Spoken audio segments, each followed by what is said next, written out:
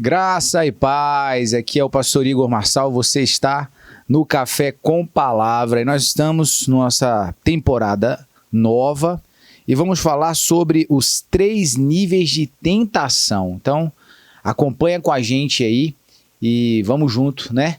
Nessa construção de conhecimento aqui, nesse nosso caminhar.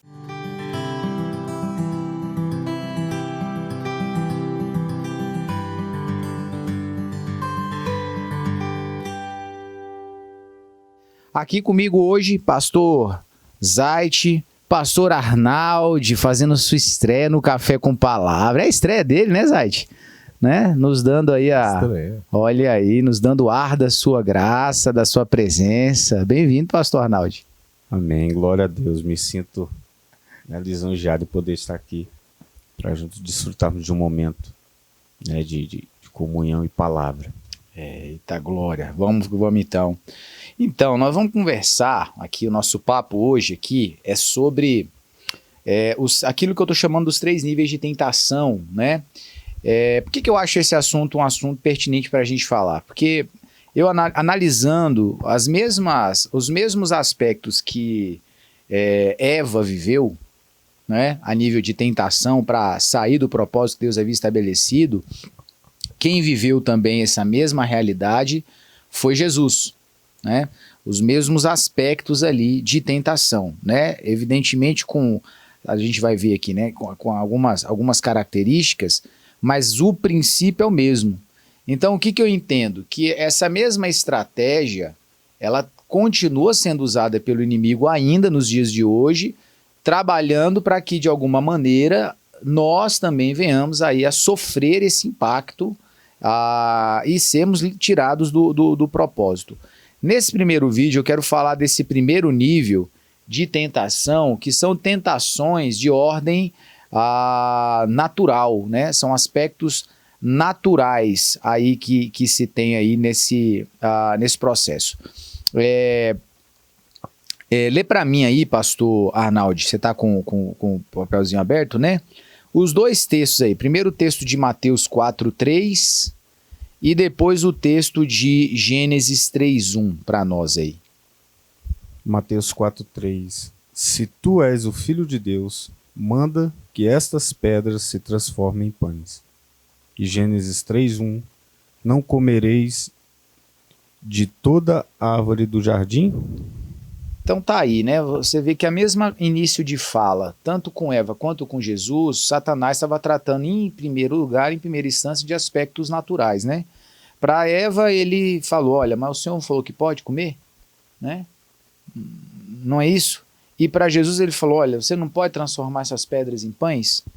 Então, antes de nós entrarmos no ambiente da resposta aí, pastor Zait, o que você vê aí nesse primeiro aspecto, né? Como que o inimigo ele busca usar algumas das nossas necessidades naturais de vida comum, né? Enfim, para de alguma maneira começar uma proposta de nos tirar, né, dessa condição de estarmos seguindo a direção de Deus. Como é que você vê isso aí, pastorzão?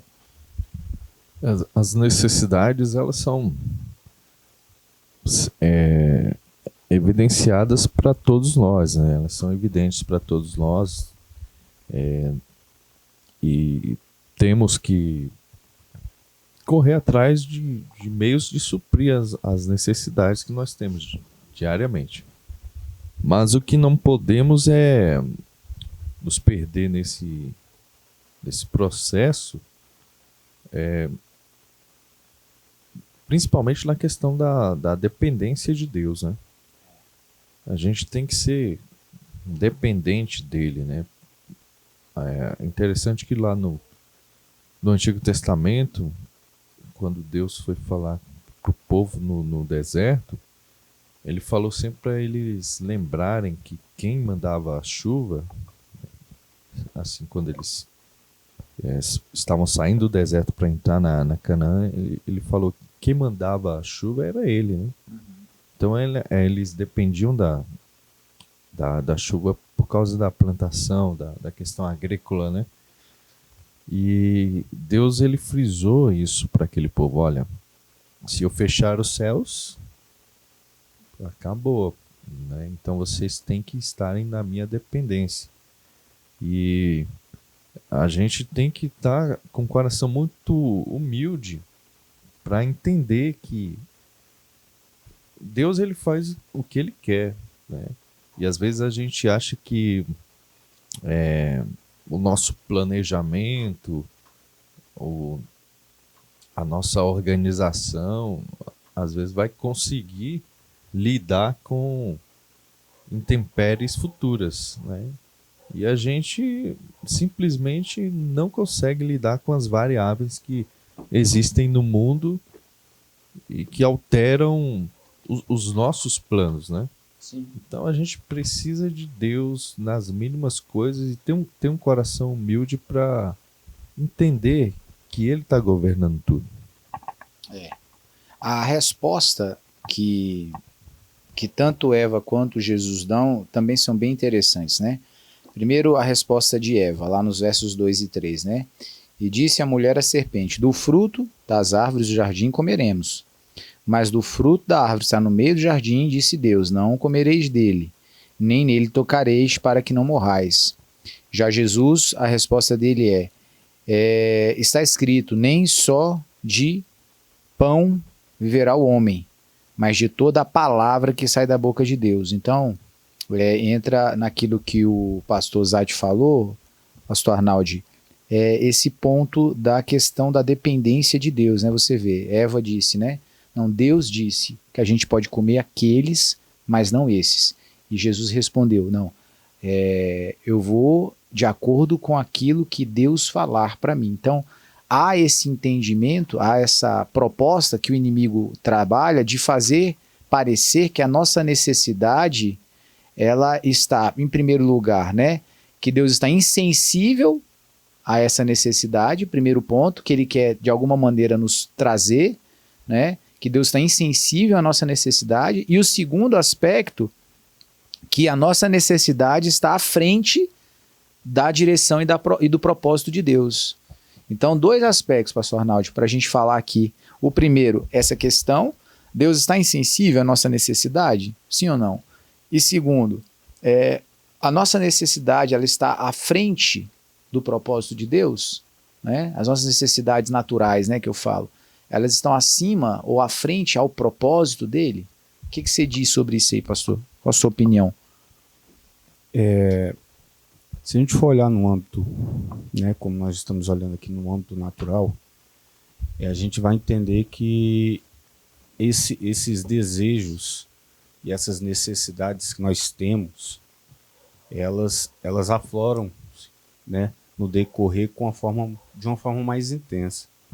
Então o inimigo, ele sempre tem essa pegada de trabalhar sempre em momentos oportunos daquilo que nós estamos vivendo, com uma solução aparente, né, para sanar aquilo, né, que nós estamos necessitando, ou às vezes algo que os nossos olhos, né, a concupiscência em nós, ela aflora-se, né?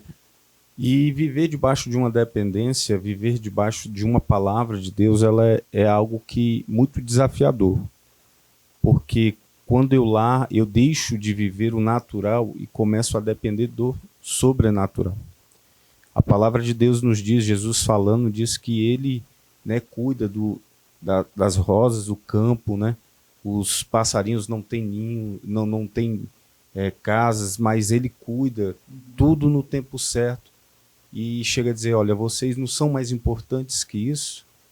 Buscai primeiro o reino de Deus e a sua justiça, e as demais coisas vos serão acrescentadas. Mas o nosso senso de urgência em ver as coisas acontecendo, muitas das vezes, pastor, quebra esse vínculo de dependência de Deus, né? E muitas das vezes nós agimos por cunho próprio, né? E dentro disso nós infringimos leis, princípios, e aonde tudo às vezes começa a decair, e às vezes nós não paramos para analisar o que foi que aconteceu, porque às vezes deixamos esse lugar de dependência, né, de contentamento em Deus, onde nós entendemos que tanto ter como não ter é Ele, é por Ele e é para Ele.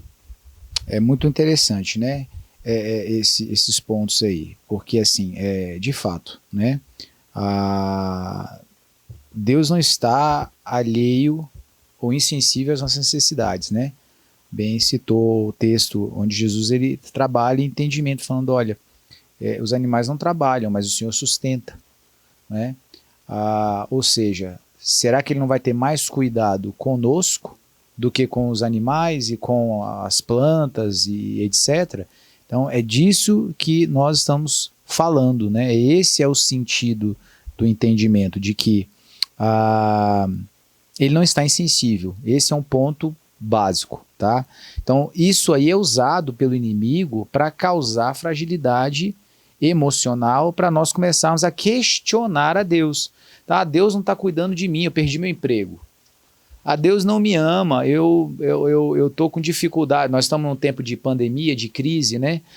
Deus não cuida de mim, Deus não me ama, não zela de mim, eu estou passando necessidade. Olha, existem aflições, né, pastor Zait? Existem momentos da vida, situações que a gente passa, as aflições, mas o Senhor ainda assim nos guarda, nos protege, nos livra, né? Então, esse é um ponto importante da gente entender, porque é aí que o inimigo trabalha, para nos causar essa tentação. Quando a gente deixa de acreditar que o Pai, ele zela, ele cuida de nós. E o segundo aspecto, eu quero ouvir também o pastor Zait falar sobre isso daí, o segundo aspecto, qual que é? É a respeito da questão do...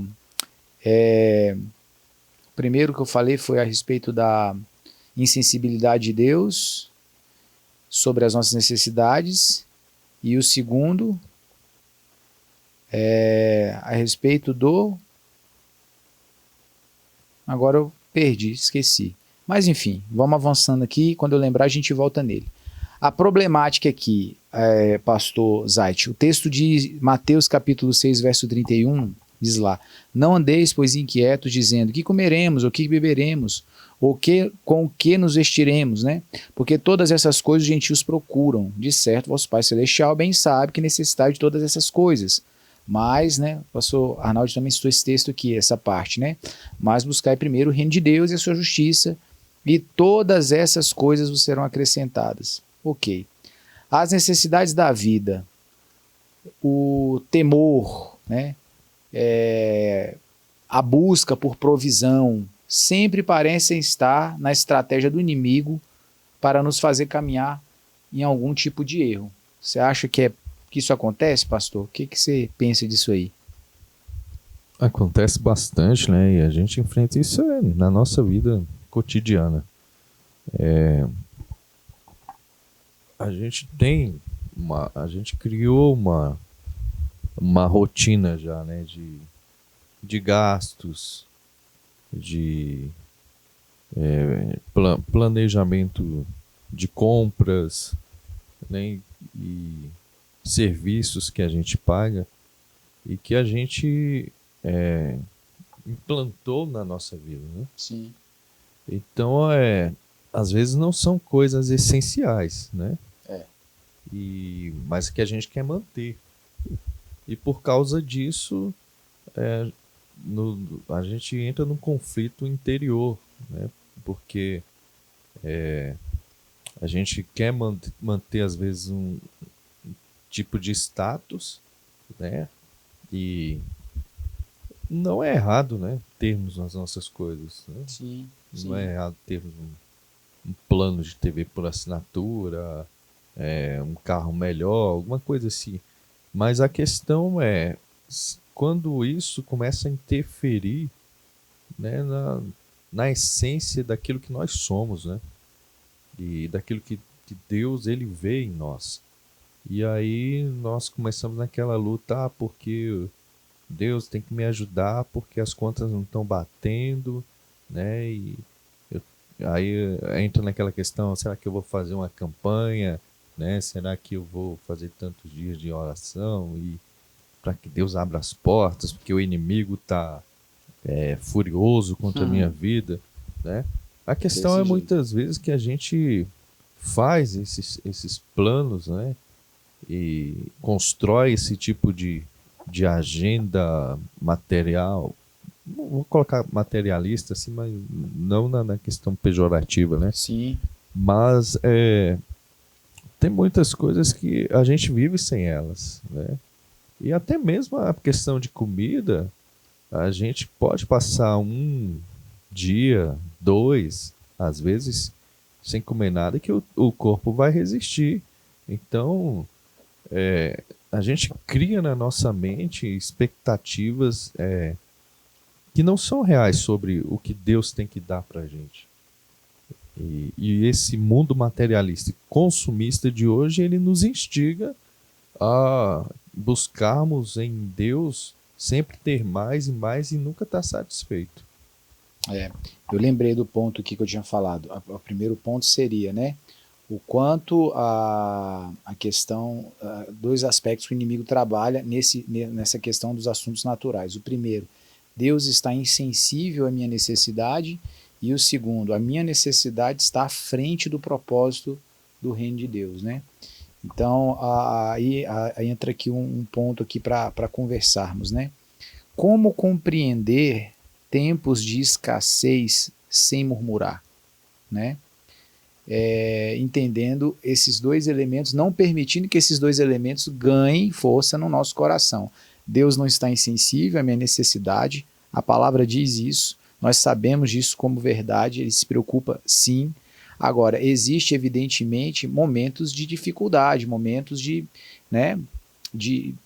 momentos complicados, e que às vezes a escassez ela vai, e a gente vai precisar fazer o que o pastor Zay estava falando aqui.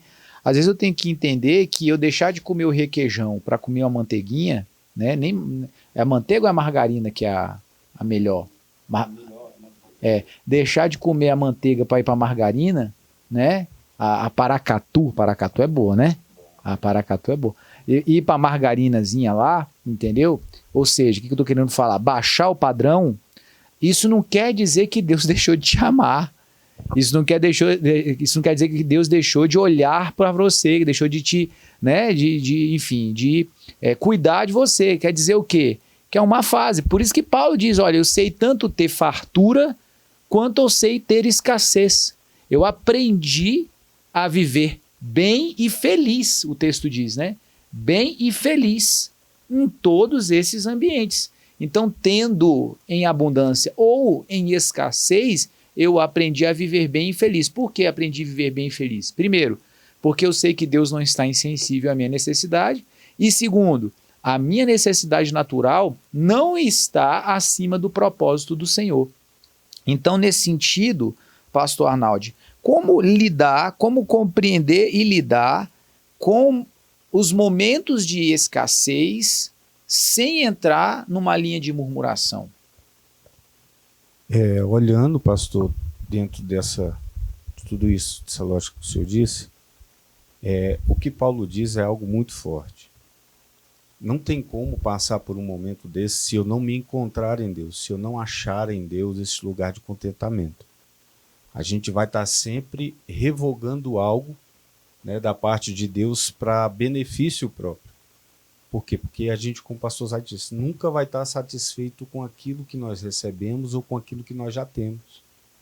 É algo que vai estar ardendo em nosso coração para ter mais. Nós nunca nos sentimos totalmente satisfeitos com aquilo que Deus nos dá. Então, esse lugar de contentamento, como Paulo diz, ele é um lugar onde nós conseguimos encontrar quando nós caminhamos de uma forma total dentro desse ambiente de dependência, né? De depender de Deus. O povo, quando saiu do Egito, eles saíram com o intuito de quê? Desejo da terra prometida. Quantos anos vivendo debaixo de um jugo, vivendo debaixo de uma pressão, e agora Deus traz uma promessa de um lugar de vida plena, né? Um lugar onde a terra mana leite e mel, um lugar de abastança, de abundância. E o povo ali tão acostumado a comer só o que o pessoal do Egito, sabe? Só que o que o governante do Egito dava. Então o povo, poxa, bom demais. Mas o decorrer dessa caminhada para chegar neste lugar de contentamento foi o deserto. Aí foi aonde tudo se complicou. Por quê? Porque até as cebolas do Egito, nesse processo, né, que às vezes nós não queremos nos submeter para entendermos este lugar de dependência, se torna melhor do que se encontrar em Deus, do que viver debaixo deste lugar de contentamento em Deus. Então nós precisamos nos encontrar primeiramente em Deus, entender quem Deus é e o que eu sou para Deus. É isso aí. Isso aí. Pastor Zait, buscai primeiro o reino de Deus e a sua justiça. Né? De que maneira a gente precisa entender que é difícil falar disso, né? Porque quando você fala sobre a questão das suas necessidades naturais, né? Vamos lá, eu não estou nem falando da questão do luxo, né? Porque tem isso também, às vezes o problema não é a escassez, é a abundância. Então tem gente que o problema dela tá quando as coisas começam a fluir, a acontecer, né? Quando começa a prosperar.